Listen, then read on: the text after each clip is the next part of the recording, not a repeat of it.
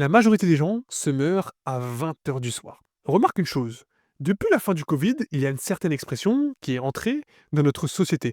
Cette expression-là, c'est tout est différent depuis la fin du Covid. Comme si nous avions changé de monde. Comme si nous étions totalement différents après le Covid. Car le Covid nous a apporté une leçon primordiale. Elle nous a appris que nous, en tant qu'êtres humains, en tant que société, nous n'étions pas prêts pour une pandémie. Et je pense qu'aujourd'hui, en 2024, s'il y a une nouvelle pandémie, on ne sera toujours pas prêt. On a réussi à mettre les gens, des millions, voire des milliards de personnes, à mettre un masque pour inciter les personnes à limiter leurs gestes et surtout à limiter leurs relations. C'est-à-dire que tu as bloqué littéralement le premier principe que l'être humain recherche, le côté social. Si aujourd'hui tu te rappelles des souvenirs des années 2020 et on oublie le PQ, tu remarques un peu les choses principales, tu remarqueras que si une personne ne portait pas le masque, elle était littéralement catégorisée comme quelqu'un qui ne suivait pas les tâches. Et ce qui est assez drôle avec le Covid, c'est que le gouvernement a mis en place certaines choses plutôt.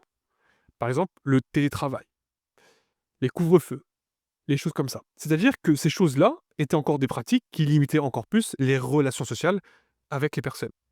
Aujourd'hui, tu remarques n'importe quelle étude sur les relations sociales, tu remarqueras que nous avons perdu énormément de temps avec les autres. On ne parle plus avec les autres, on n'échange plus avec les autres, etc., etc. Aujourd'hui, un salarié normal, qu'est-ce qu'il fait?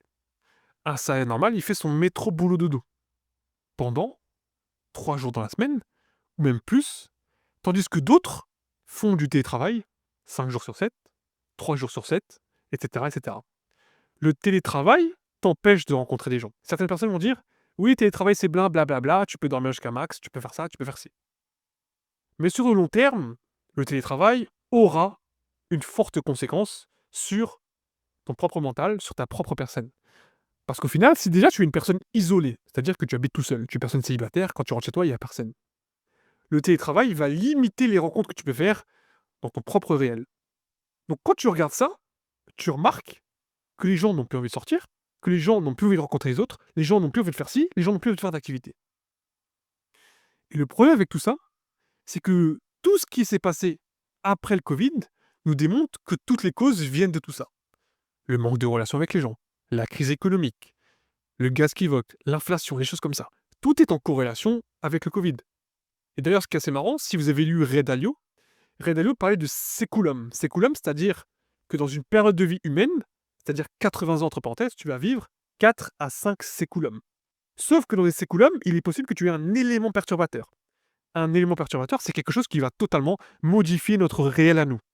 Exemple tout bête, en 14-18, c'était la guerre qui était l'élément perturbateur. Même chose pour la Seconde Guerre mondiale.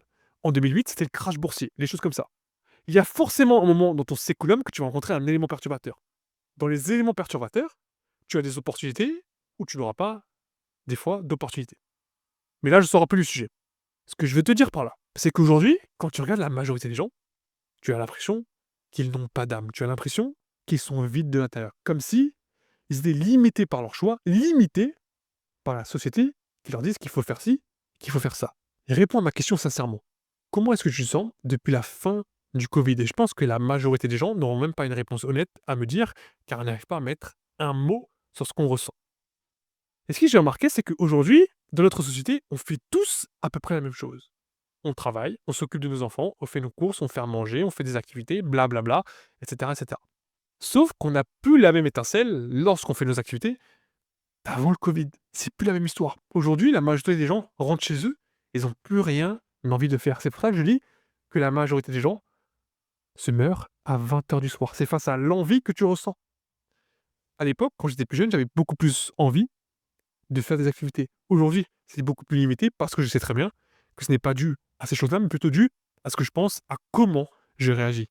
Mais aujourd'hui, tu prends n'importe quel jeune, je pense qu'il est un peu limité par tout ça. Il se dit, de toute façon, qu'est-ce que ça va m'apporter? Qu'est-ce que j'ai à faire? Qu'est-ce que j'ai à faire? Qu'est-ce que j'ai à gagner à faire ça? Peut-être rien, etc., etc. Donc tu te poses des questions et tu te dis, est-ce que ça en vaut le coup? Oui ou non? Et la réponse, c'est que souvent, bah, tu ne vas pas essayer pour voir la réponse. Donc, tu es entré dans ce qu'on appelle une paralysie. Une paralysie d'activité, d'action et de réaction. Le problème avec tout ça, c'est que aujourd'hui, on le remarque partout. au niveau des relations, au niveau du travail, au niveau des sentiments, au niveau des familles, au niveau des enfants, et cetera.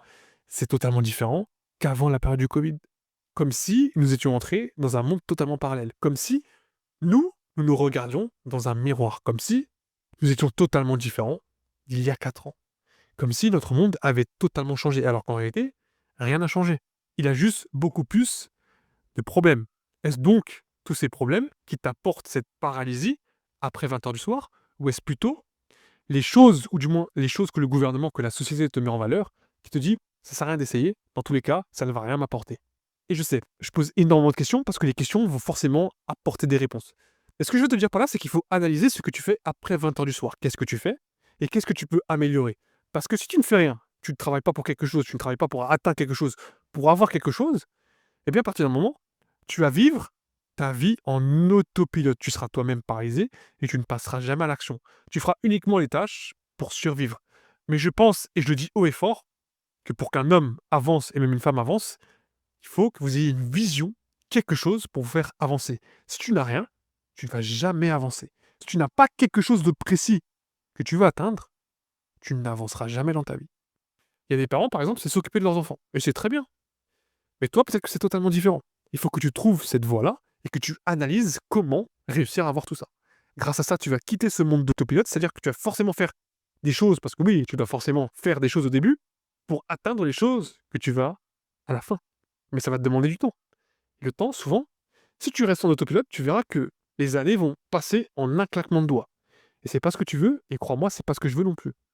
Donc forcément, si tu restes avec cette optique-là, d'être en autopilote, de faire uniquement les tâches qu'on te demande pour survivre, tu ne vas jamais avancer, tu ne vas jamais t'améliorer, surtout, tu ne verras jamais quelque chose de différent. Tu verras uniquement ton spectre à travers ton propre miroir. Et tu sais quoi? Pour avancer, je vais te donner quelques tips.